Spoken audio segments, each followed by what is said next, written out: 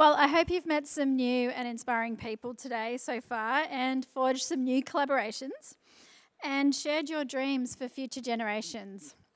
I wish some of the future generations were in the room today so they could hear your dreams for them.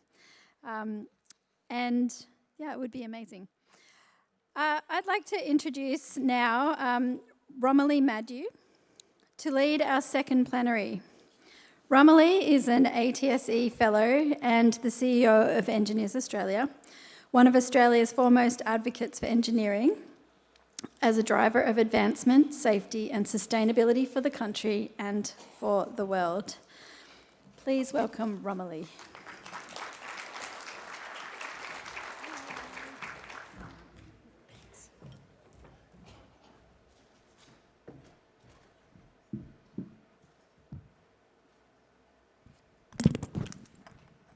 Good afternoon, everyone. Firstly, thank you for being here. It is after lunch and many of you have travelled from overseas, so thanks very much. I appreciate it's the back end of the day. Firstly, I'd like to acknowledge the land and the waterways on which we meet today and pay my respects to elders past and present. And Engineers Australia acknowledges that our Aboriginal and Torres Strait Islanders are our first engineers, and they have been doing many engineering innovations for tens of thousands of years, including fish traps and other engineering feats. I'm now going to invite our fabulous panel up for this exciting discussion this afternoon. So as I start talking about you, please make your way up. So our first panellist is Professor Yonggang Wen, Singapore Professor and President of and Chair of Nanyang Technological University. He has a PhD in electrical engineering and computer science from MIT and will be focusing on digital infrastructure, green buildings, data centres and the interconnection between digital and sustainability. Thanks. Our next panellist is Dr. Juana Tapel, Philippines ACPE and ASEAN engineer from Jawaharlal University. She's going to focus on women engineers and scientists in climate tech, and she's actually representing the international network of women engineers and scientists for the Asia Pacific cluster. She's going to focus on Philippines as a climate technology innovator with focus on the agricultural sector, challenges on climate technology and collaboration and call to action. So thanks, Juana. And finally, Dr. Sivaji Chakravorty, Indian Professor of Electrical Engineering from Jawaharlal University. He's going to focus on climate resilience in 2050, power grid resilience and cross-border energy resilience. He has had a prolific career spanning 4 decades and his current research interests include monitoring of electrical power systems and optimisation of high voltage insulation systems. So please join with me in welcoming our panellists. So welcome to CAETS 2025. As said, I'm Romilly Madew, CEO of Engineers Australia, and I'm also an ATSE Fellow. This session will focus on international collaborations, which will be critical to supporting the unprecedented transition to low-carbon economies and the response of countries in our region to increasing climate impacts. So let's go to our first question, but before I do that, just to remind you that we do have Q&A available, so you can post your questions and they're going to pop up on my iPad. And so if you've got any questions for our panellists, please post online. So the first question we're going to focus on is global governance and collaboration. Currently, the question is around, is our current global governance frameworks, particularly for climate, fit for scale of change as we see it? So I'm going to go to you first. Away you go. Sure. Thanks, Romilly, for the question. Actually, as I mentioned, I'm working in data center and the sustainability. And in my understanding is right now we certainly need a really unified framework in the region to actually facilitate the collaboration in the data center sector.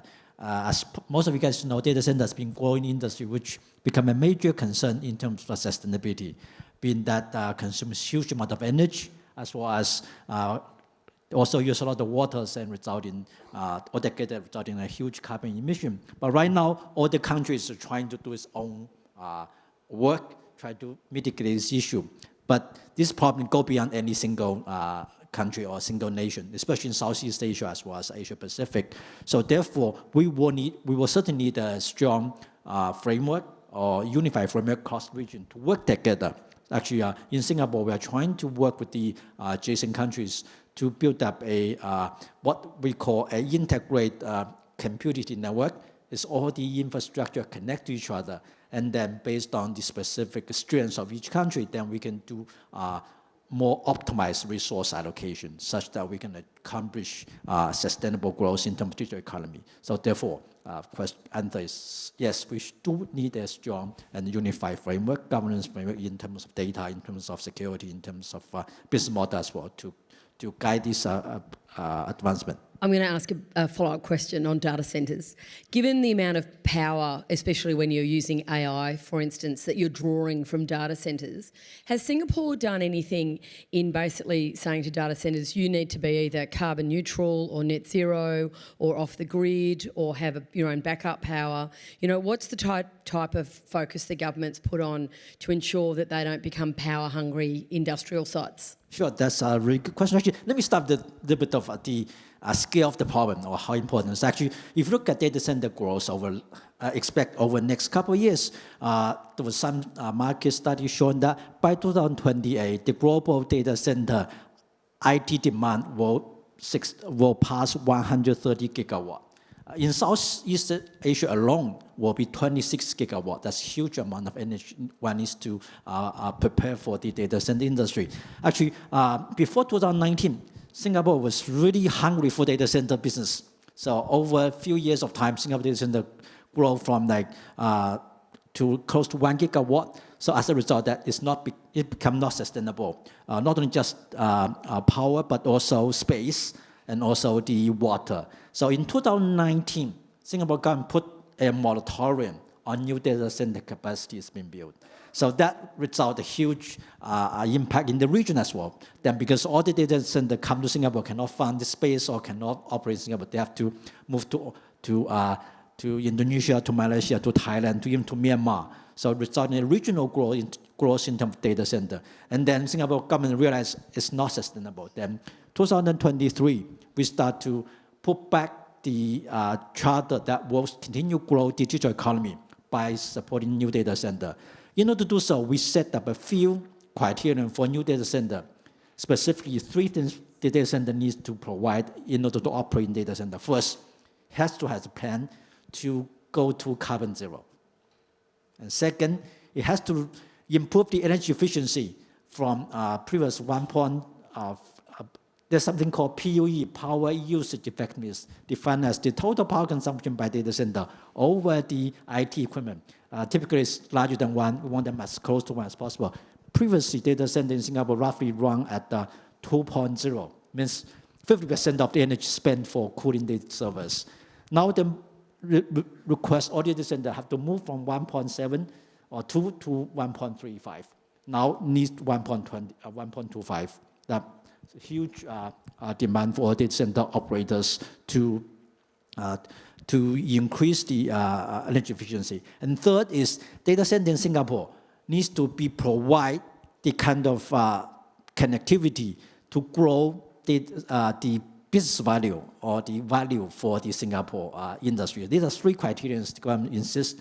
As a result of this, last year's government give total 80 megawatt to 4 players. This year at the TCCFA 2.0, we plan to give out another 300 megawatt to the new players on the market. Thank you. Can you just pass to Sivaji? Sure. Thanks. Your thoughts on governance? Thanks, Romilly. Now, before I make a comment on this, I want to make an observation which from today morning, 9 o'clock till now, I am observing as an audience. I am finding that those who are sitting on the stage, they are talking on the topic, and the audience is really listening very, very aptly. And this reminds me a very old Indian proverb. It says, knowledge speaks, wisdom listens. So you understand what I want to mean. Now, the question what Romilly asked is whether our current global climate governance is fit for the scale of change. I will talk only from my core background, which is electrical energy system. And my comment is that current climate governance, that lays the groundwork. Definitely it lays the groundwork, but it also lacks something. And what it lacks? Enforceable mechanisms for cross-border collaboration. Now, I give you an example or one or two examples. There are initiatives of South Asian Association of Regional Cooperation, we call it SARC. There is another initiative called BIMSTEC, Bay of Bengal Initiative for Multisectoral Technical and Economic Cooperation. Now, in these two initiatives, there are energy frameworks that exist, but they rely primarily on voluntary agreements without enforceable timelines. And what happens is, because of that, there is tremendous delays that happens. So there is something to be done here. I give a second example. We are trying to develop regional transmission projects. For example, Southeast Asia's planned high voltage DC interconnection, which is extremely important. But what it faces right now is important. It faces problems like regulatory problems, technical problems, funding hurdles. And because why? Because no binding international protocol is there. So therefore, this is another aspect I think our climate governance has to work. And therefore, if we want to strengthen our electrical energy system and particularly make it climate resilient, what is required is coordinated investment, internationally coordinated investment that should enable shared energy resources across borders. So that would be my comment. Thank you. Moving on to you, Juana, on how can regional leadership, especially in the Asia Pacific, strengthen climate resilience and equitable solutions? Yes, thank you so much, Madam Romilly.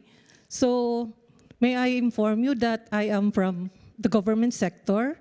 I practice my profession as agricultural and biosystem engineer for more than 35 years at the Department of Agriculture of the Philippines. So, I am more acquainted on putting some regulation mechanism. So for the question earlier, I think the framework is enough, but we lack on the implementation. I've seen it that in the government side, we have to put in our targets. As according to our friend here from India, there should be timelines. Because climate change is a crisis, we consider it as a crisis, so we have to move swiftly and accurately as much as possible. So me coming from a country that is really vulnerable to climate change, we are experiencing very strong typhoons, immense flooding, and of course high rise on sea level. We are urging our friends here to work together, join our acts so that we can combat quickly or in time climate change. And for me, as the chair of the International Network of Women Engineers and Scientists of the Asia Pacific nations, we have some activities already in place with our own organization.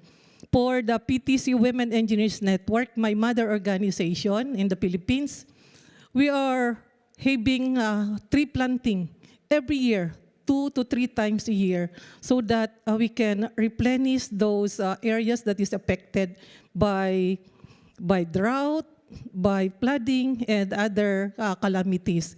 And for our international collaboration under InWest, where ATSE is a member, Thank you, Ache, for being a member of Invest APNN. We have already sharing of our technologies developed especially by women engineers. When I was voted as chair of the Invest APNN, I look at the statistics of the Asia Pacific. Take note that more than 50%, almost 60% of the people in the world are living in the Asia Pacific. And more than 50% of that population are women. So maybe we can have the women here, especially the engineers and scientists, are the prime mover for that climate change.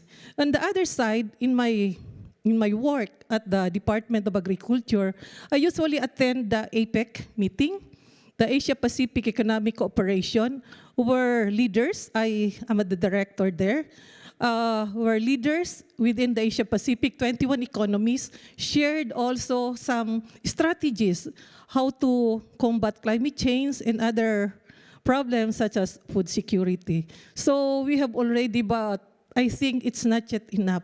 So we have to enhance our works and strategies. So that's it. Thank you so much. Thank you. Moving on to examples from your own experience that show international collaboration that have successfully driven local economic and environmental change. What examples do you have? You mean me? Yes, again, going back to the same initiatives, I would give example like SARC and the BIMSTEC initiatives. Now, these collaborations, first of all, what they achieve, I would like to highlight that it provides, or rather it boosts access to energy, strengthens the electrical energy system grids, and also it drives sustainable as well as climate resilient growth. Now, these are big talks, but India's experience with such cross-border energy projects highlights these international collaborations achievements. First example I would like to give is the India-Bhutan power trading, wherein the hydropower generated in Bhutan is delivered to India. Now, what happens is, in the process, Bhutan generates revenue, which is a small country, whereas India gets clean energy, and not only that, it balances supply-demand. So that's one of the both win-win situation we are now facing.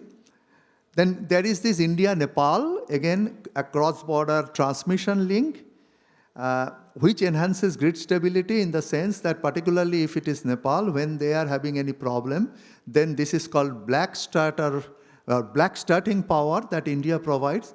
And the reverse is that Nepal has also hydropower, so they give power to India, which is clean energy. So these two are very clear examples. And there are other initiatives going on wherein the power is being given through such cross-border energy transfer, the remote coastal areas of Bangladesh, Sri Lanka, and Myanmar. Similarly, the rural communities in Maldives, they also get such power from this sort of cross-border energy transfer. So they are all very concrete examples that are now happening. But as I said, there are some hurdles also. So if the climate governance overcomes it, we are going to see very bright future. Thank you. And have you got some examples as well? Yes. So in the Philippines, my office was a very young bureau because it is really in response to climate change. We are the Bureau of Agriculture and Fisheries Engineering. When I was the one of the director that is the prime mover in crafting that legislation and implementing the necessary mitigating projects and measures. We developed agricultural and fisheries mechanization program, putting in different machinery that is already, AI-driven, so that we can lessen our consumption for gasoline and for other fossil fuels. And with this, we develop also a web page we tie up with another agency, the Philippine Space Agency, where we use the data, aerial imaging data, in monitoring the different programs and projects, because we are the one managing the controversial, if you have already read in the paper, the Farm to Market Road, where we employ aerial imaging for all the projects that are being implemented during our term.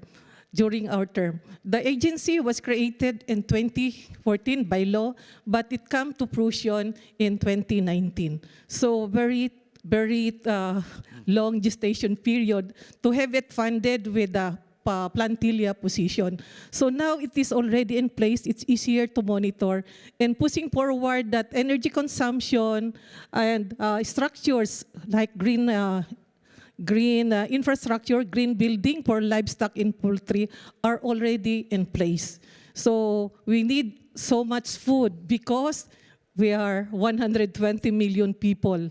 We are so much people to feed with a very small land. So we have to maximize with that different strategy with this mechanization and AI-driven technologies. So thank you so much.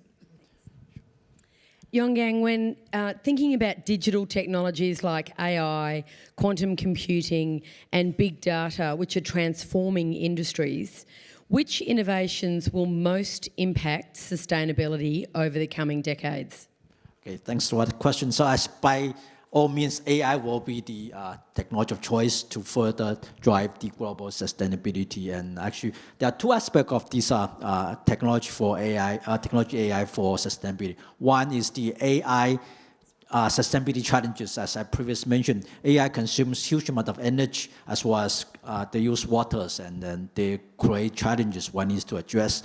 And the other is AI for sustainability. Actually, a lot of sustainability advancement are using AI technology for that purpose. You mentioned the smart building. Actually, there's a lot of research going on using AI to operate the green building such that it can achieve good energy efficiency. And in addition to that, actually, AI for itself can use to further improve the energy efficiency of data center operations. Let me use an example, actually.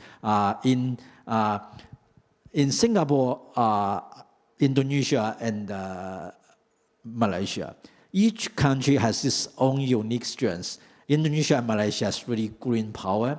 Singapore don't have green power, but we have a strong need for data center operations. So there's a network of data centers in that region they call Sejori, Singapore, Johor, and the Lahore Island. So take the first two letters of that three names, there's called Sejori, regional data center network. And then based on the power availability, and the task will distribute across these data centers to facilitate regional collaboration for that purpose. This for the small collaboration, but for major collaboration, actually Singapore talked about buying power from India and Australia to either through the hydrogen fuel cells or using the long distance high voltage transmission line to bring the power from green power from India and Australia to Singapore so we can power our digital economy. So all of these actually create challenges as well as the opportunities, and AI will play an important role to be what the catalyst to actually drive the innovation to address these challenges. I'm now going to take a question from the floor. Thanks, Tanya. What are the roles of government versus industry in establishing the international partnerships needed to prepare for disruption from extreme weather events? So it's the roles of government versus industry. Who wants to start that first? I can do that. Okay. I can answer for the government. Yes, I can answer for the government side, coming from the government sector. First of all, the government provided the framework. So the national framework, international framework are all aligned, and that will be implemented in our own jurisdiction. The private sector has its own strategy, but it should be aligned with the government direction that is also aligned with international cooperation. So here, we have to devise strategies the important one is the strategies in implementation. And what is the commitment of the private sector in combating, for example, this climate change? So if the sector is, because private companies have different businesses. So, for example, for him, on the renewable energy, so we can measure how much is the GHG, greenhouse gas emitted with the use of fossil fuel. So what is the reduction? Then we can have the matrices for that. And the government should consolidate. And this consolidation or commitment should be aligned. If, for example, Philippines has committed this much reduction, it should be in actuality reached or attained. But we cannot be compared to Singapore, because Singapore, I salute Singapore, because they are the leaders in climate change in the Asia-Pacific region. Whereas Philippines, we say, we're just an emerging innovators. So there's a comparison between a mango and an apple. So thank you so much. Thank you. Yes, my comment in this respect is as follows. First, if I take the government role, I have identified three aspects, or I can identify three aspects. That government can set climate resilience standards, identify priority zones, and also can provide risk guarantees. Whereas private sector can bring in financing, can provide advanced technologies, and they can do efficient execution. Now, by sharing costs and risks, this sort of public-private partnership, what can they do is wonders. It can turn climate resilience from a budgetary burden into a bankable infrastructure. Now, I can give one or two examples from the experience of India.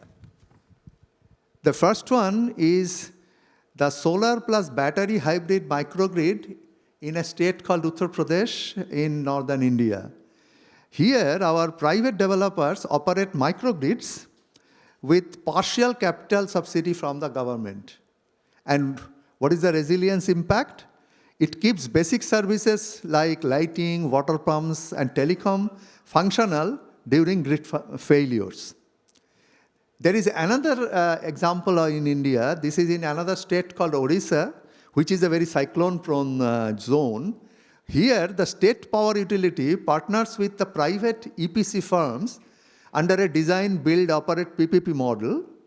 And what is the resilience impact? Very reduced outage nowadays during very strong cyclones. Recently, there was a cyclone called Fani. And secondly, it has resulted in very fast recovery from disruptions. So very concrete examples of such cooperation.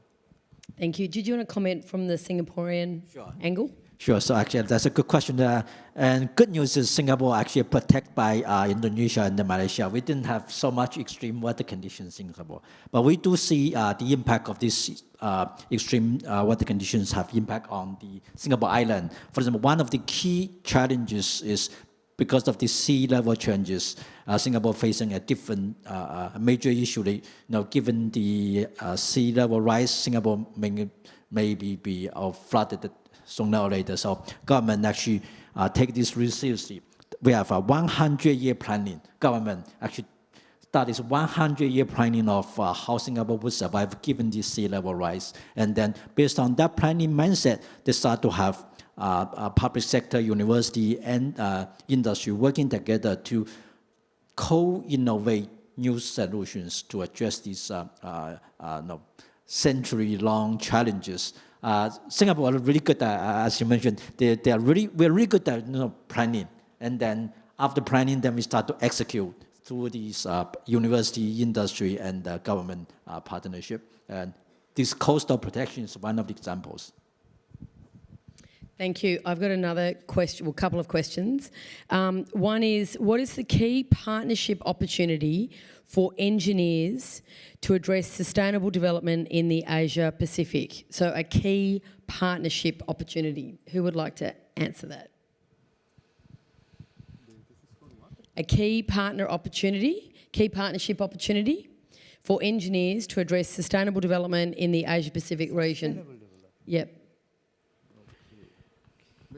Okay, so actually in Singapore, we are really open to all kind of collaboration. Actually, government actually allocated sufficient budget to empower collaboration with overseas partners, bring the government, bring the industry, come to Singapore to work on sustainability-related research. That's for one thing. And second, Singapore government also welcome overseas MNCs to set up new innovation center in Singapore by using AI to address different challenges in sustainability industry. So if anyone is interested in coming to Singapore, just drop me a note. I'll be happy to connect the engineers with Singapore different agencies. They are looking for people looking forward to work in Singapore. I know I'm the moderator and I shouldn't be commenting, but I will.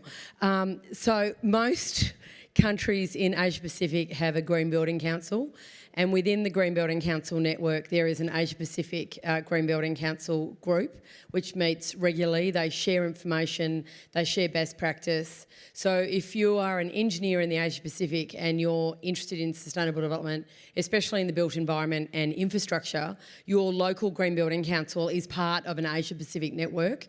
They do secondments and they have a conference and there's a whole lot of activity they do.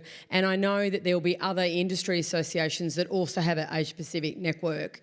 So one of the, the great example of that is I know the Australian Green Building Council has very much learnt from other green building councils in Asia Pacific, including Singapore and the work that BCA does, the Building Construction Authority. Did I get that right? BCA.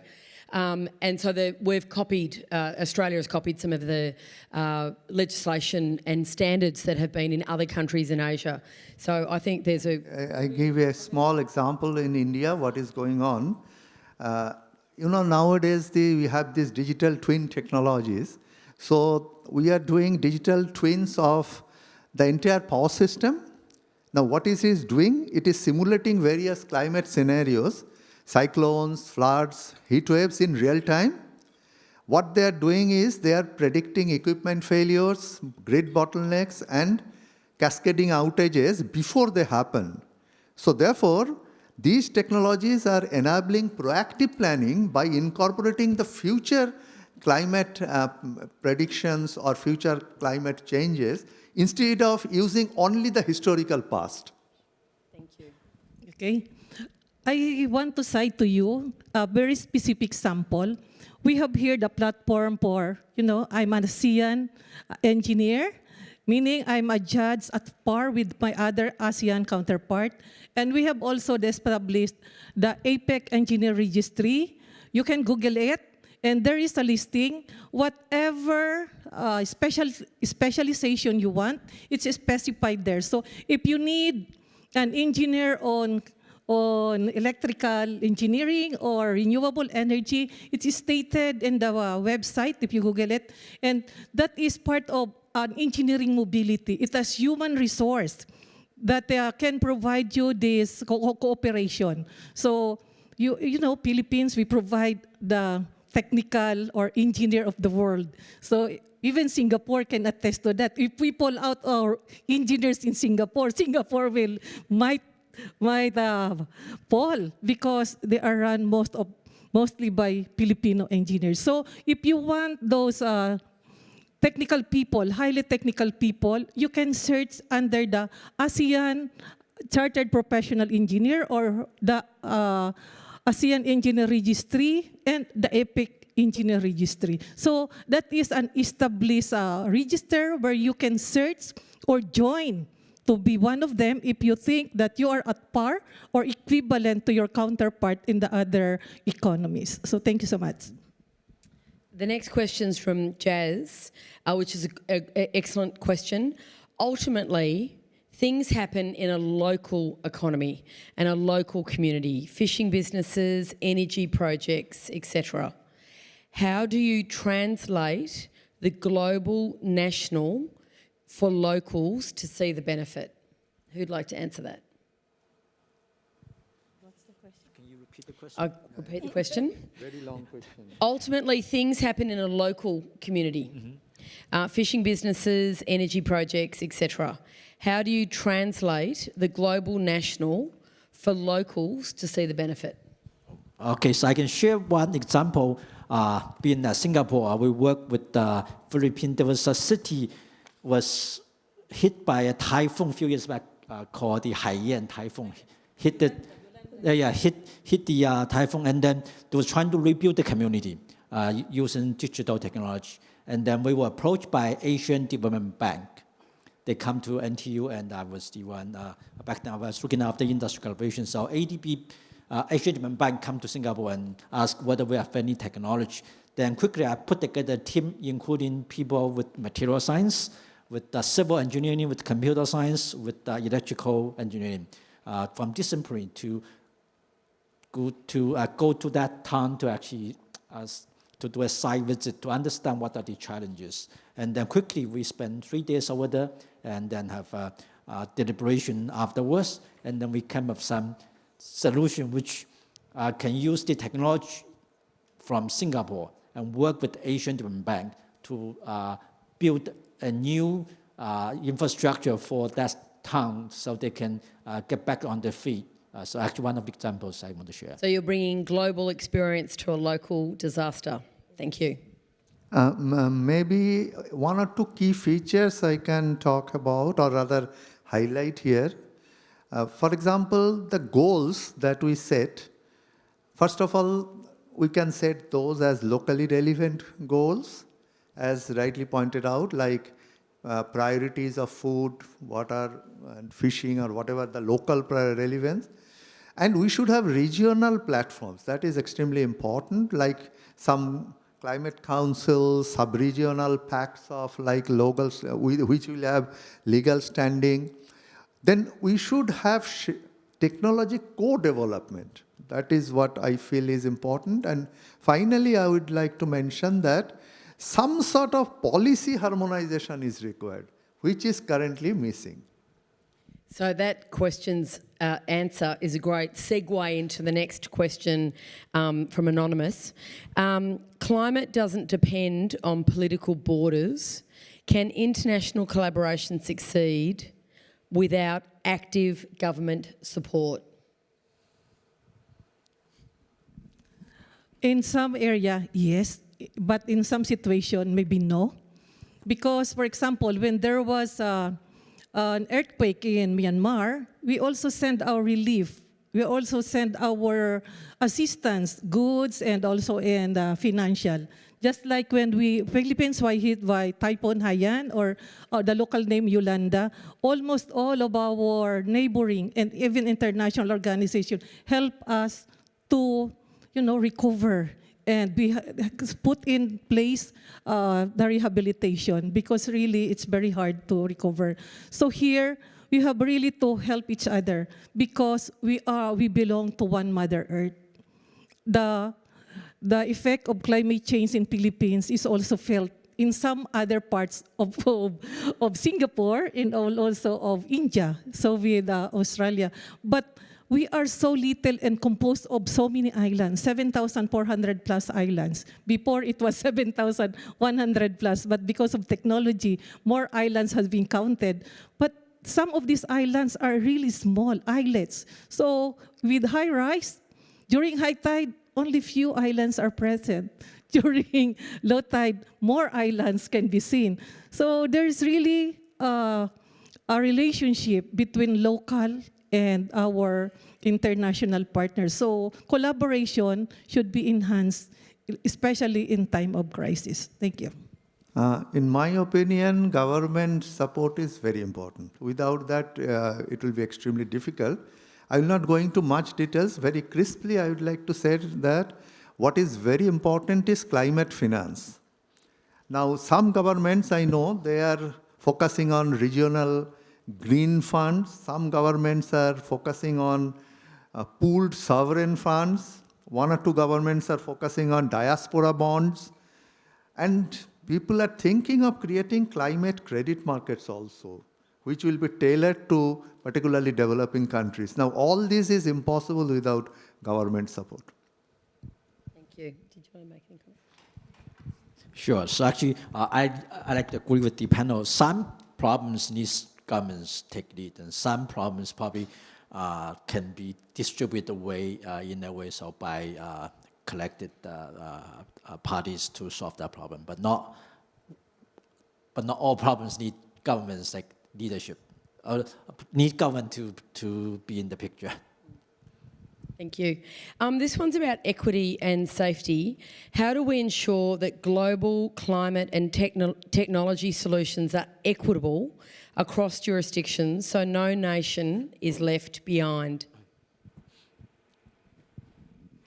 I believe that there's no such thing as free size or one size fits all, meaning the technology in Singapore or in India might not fit with the Philippine situation. So there is really a need to tailor fit our requirement. Think global, act local. So meaning you have to, what is your problem, what is your requirement, what are the parameters, government, private sector, and also from the academe who perform most of the research. So join together, develop the right solution in the right place. That basically this solution from them is already applicable to mine. Maybe we can get some of their experiences and then do some twisting that will fit to our local condition. That's the way I can see, because there are so many assistance coming from other countries. But if we implement it in our country, some does not work as we expected it, but some also work. So there's really a need to evaluate, simulate, and adapt what is really applicable or appropriate within the area or within your country or specific location. Great example. I have just one comment here to make. Yes, of course, technology partnership is very important. But coupled to that, we also require, in my opinion, capacity building, along with standards harmonization across borders. Because when we do that, it helps the smaller, or I would not say smaller, less resource countries to keep pace. And in this process, we ensure that no nation is left behind. Thank you. The next one is around framing the future. Looking 50 years ahead, what role do you see technological innovation playing in shaping a sustainable global future? Oh, that's a tough question. And as a computer scientist, one thing I cannot resist to observe and share is, compared now and with 1 century ago, our knowledge base double time is improved from probably 100 years now to 24 hours. Having said that, now there's knowledge doubled every 24 hours. So therefore, it's really dangerous to predict what may happen in 50 years from now. One Bill Gates mentioned 128 kilobytes is enough for a computer. So it's actually really dangerous to predict what will be the future. But one thing I do want to share is really looking for those technologies which become the equalizer for country of different background, different economic development stage. Examples like internet, previous generation, now is AI.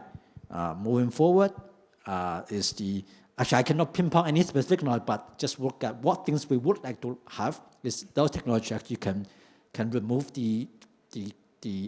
can have broader application in economy of different stage. Okay. Well, as Yonggang has said, I would also like to say that looking 50 years ahead, whatever I am going to say today sitting here, it's not going to happen. In between, some nutcase will appear in the scenario and disrupt the whole system, and there will be something else that will happen. So it will be very difficult, but still, there can be some wish list. So my wish list is like this, that the electrical energy system of future, it should not only deliver electrical energy, but it should think, it should adapt, and also collaborate across borders so that our grid becomes climate resilient. And I'm pretty sure that there will be tremendous innovations that will happen in certain areas, like, as he was saying, AI-driven intelligence. And another important aspect, energy storage. And the third one is, as he was saying, that long-distance transmission lines. So all this, what it will do is that our electrical energy system will become adaptive as well as self-healing. Okay. What we are doing today will shape our tomorrow. So if we just let our population or people doing the same thing, why we should be expecting a different result? That is stupidity, according to Einstein. But on the other hand, I believe that technology is moving too fast, and thinking positively, this will enhance the development and mitigate climate change. So I will wear my role as a mother. I am a mother of 3. I'm always telling this to my colleagues and my fellow engineers and scientists that it should begin with us. We should teach our children. We have to influence them. I'm so lucky that I have influenced my children. All of them are in the STEM area. And I'm telling them, since they are having their memory, don't throw anything, put this in this place, put this in this place. So as they grow up, they have developed this. If all of us become catalysts for that, our future will be better, and this earth is a very beautiful place to live in. So we have to do something that it could be, start within us, then go to our colleagues, educate them, educate our community, and all of us doing this, we can have a very, very rapid change and so many people engaging to have this goal attained. Thank you. I'm going to throw a question to you all because you opened up about the younger generation. And when we think about climate change and technological innovation and where we were when we were at university in our 20s, it's a very different place for our children today. What are the, and we also look at our STEM numbers are not growing as fast as we would like. Is there anything in your countries that you're doing to increase the number of children studying maths and science and engineering to ensure that we have a fit for the future talent pool to deal with these challenges? Yes, we have a concrete example for this. The PTC Women Engineers Network, with my colleagues here, and Dr. May, can you stand up, is our project manager for our WISER project. We have funding from the USAID, but because of the policy of Trump's administration, the assistance has been cut. But this project, WISER project, we go to the senior high school, we serve as speaker, and convincing them, girls and boys, to go to the STEM area. So we have already the number from 30% of those enrolling in engineering, because by statistics, it's really declining. But with our project, it spiked and has increased the number. And mind you, because we are women engineers and we are the speaker, more women are going to engineering. And I'm looking forward, maybe, if we sustain our efforts 20 years from now, there will be more women engineers than men. Sorry for that, men. Yes, this STEM education, absolutely no doubt that it is a focal area in India, and it is a focal area of the government of India, the local governments. But let me tell you one thing, that, my 2 friends sitting on my left and right, coming from Singapore and Philippines, and I come from India, there is a very fundamental difference. Because our country is very, very large and very, very heterogeneous. So we are trying to bring the younger people into the STEM. But there is another problem which you have to understand we face in our country is not only having students, but having the correct teachers. So therefore, our government is having a major initiative now on training the trainers. So we have to have appropriate trainers, then only the students come. Because if the student come and they find that the teachers are like, you know what I mean, so then students will not come. So that's the angle, our focal area, one of the focal area. Okay. Singapore is a quite small nation. We have 700 square kilometers space and also 5.5 million people. And government play a very important role in every aspect of our life, including education.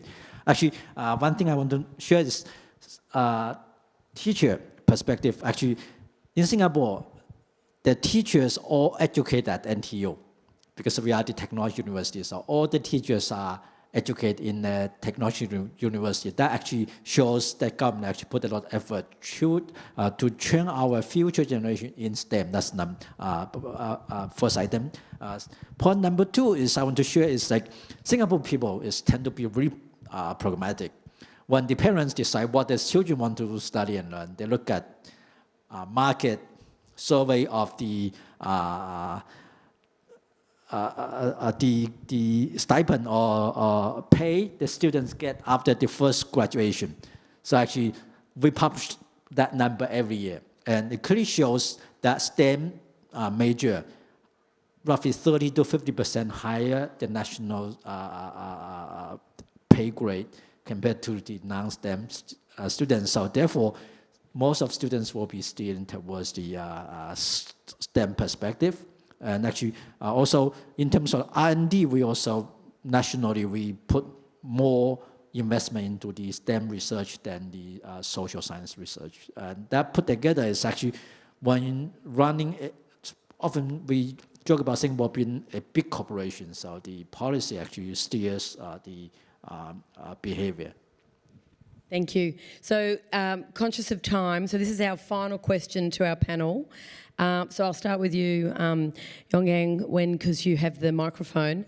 If you could prioritise one breakthrough area of technology for the next decade to set us on the path to sustainability, what would it be? Oh, that's a tough question. No, so one breakthrough. Sure. I would be shamelessly to promote my own research. As my gentleman, Sivaji mentioned, is digital twin, because that's digital twin that get the physical AI. Then will be the one technology over the next 5 to 10 years would potentially transform a lot of industry, including the power systems and data center, also in the climate tech. And I really want to root for the digital twin and AI technology. For me, this one single priority area should be energy storage revolution, so that it becomes cheap, safe, scalable, and dispatchable. And why I say so? Because a very concrete reason. Without this sort of energy, particularly long-term energy storage devices, the penetration of renewable in our electrical energy system grid will not cross 50%. Whereas, if we have these devices, this can go up to 100%, and if not, definitely more than 80%. So that should be my priority area. For me, it will be AI as applied to agriculture and fisheries. Why? Even with high technology, even with so much of this climate change issue, the number one issue is when we become hungry. We have changed our mindset. We have changed our thinking power. So the priority will be put on food security. That's why all these activities, AI, big data, can be geared or help in putting in place a program or an industry that will help or enhance food security, because at the end of the day, all of us will eat. All of us will die if we will not eat. So food is so important for everyone. Thank you. Please join with me in thanking our panellists. It's been a really wide-ranging discussion about regional collaboration and technology and sustainability. I think one of the takeaways would be that we must make the time to learn from each other. Some great examples have been shared today from the different countries of Singapore, Philippines and India. And I know that there are many other people from other countries in the room today. And there's lots that we can continue to learn from each other. So we're very busy people, so the best thing is just to copy. And to not reinvent the wheel or try and think that it hasn't been done before, because guess what, it has. And so learn from each other and share with each other. But I think the key word in this is collaborate. So collaborate across borders. We're all experiencing extreme weather events, and we're all learning every time we have an extreme weather event on the technologies and the innovation that we can use for the next one that we're dealing with. And I think I really appreciate your insight and the discussion today. So please join with me in thanking this fabulous panel. Thank you. And on behalf of the panelists, I put on record wonderful conduction to Romilly.